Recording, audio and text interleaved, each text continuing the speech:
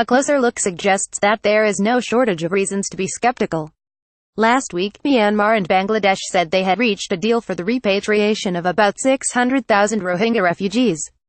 Though the deal has some serious limitations and will likely do very little to ease the overall crisis, it could not have come sooner and will save the Pope and his entourage from the Vatican from potentially messy diplomatic encounters when he starts a visit of both countries this week. The deal is tentative, and specifics remain unclear, but repatriations are expected to begin within 2 months, with the Memorandum of Understanding signed just one day after U.S. Secretary of State Rex Tillerson backed a previous United Nations finding and said after a careful and thorough analysis of available facts the violence in targeting the Muslim Rohingya qualified as ethnic cleansing. Hundreds of thousands of Rohingyas have fled Rakhine State in northern Myanmar since a violent military crackdown was sparked by a militant attack on police posts in August. Naypyidaw does not recognize Rohingya and calls them Bengali, implying they are from Bangladesh despite having lived in Myanmar previously. Enjoying this article? Click here to subscribe for access. Just $5 a month. The deal was made on the back of a $19,921,993 agreement where Myanmar would accept those who could present identity documents issued to the Rohingya by previous governments. Such documents include national verification cards, the non-current white cards, and receipts received for the return of white cards. But there are doubts over how well such a system would work. Officials in Myanmar, including State Councillor Aung San Suu Kyi, are well aware that many Rohingya will struggle to meet these conditions given that they simply don't have the paperwork, or lost their documents while fleeing the military onslaught. And there are very few, if any, people left in their villages anyway, many of them razed. The Rohingya will also have to provide the names of family members along with previous addresses in Myanmar, birth dates, and a statement of voluntary return.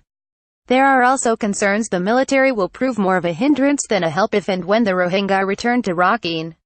This fear is not totally unjustified given the sheer nastiness of the atrocities and scale of the allegations made against Myanmar's military.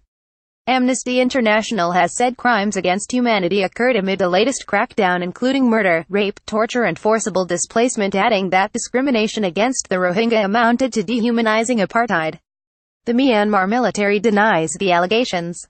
Still, Suu Kyi, widely discredited by the Rohingya crisis while insisting there is a huge iceberg of misinformation being peddled about the Rohingya, says their return would be safe and voluntary. The deal has been welcomed in most quarters, including by the Vatican and Pope Francis, who is also being mentioned for his role in any repatriation by Cardinal Patrick Rosario, the Archbishop of Dhaka. On the eve of the next papal tour, the Pope has been under pressure not to use the word Rohingya, and he is no doubt mindful that Myanmar stands accused of ethnic cleansing. Fears have also been raised that a diplomatic incident could make the 700,000 Roman Catholics a target in what remains an overwhelmingly Buddhist country of 51 million people. I am hopeful the Rohingya can be returned to Myanmar, Rosario told the newswire agency Agence France Presse. The international community wants it and the Holy Father's visit will prepare the minds and hearts of many, he said.